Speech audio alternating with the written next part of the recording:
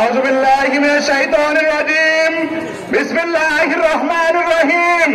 সংগ্রামী তাওহীদ জনতা, সংগ্রামী জামাত ইসলামের নেতৃবৃন্দ, আপনারা জানেন আজকে আমরা কেন এখানে উপস্থিত হয়েছি।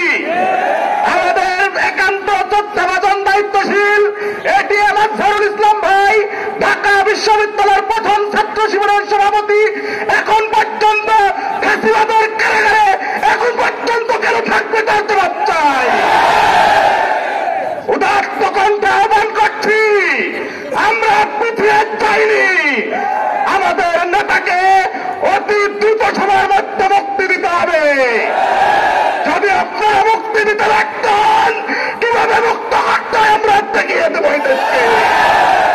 আমরা পিছিয়ে যাব না, আমরা এদেশের অন্যায় মেনে নেব না। এদেশের অন্যায়কে বলা যায় জামাত ইসলামের হাত ধরে কবর রচনা করবো ইনশাআল্লাহ। আসসালামু আলাইকুম।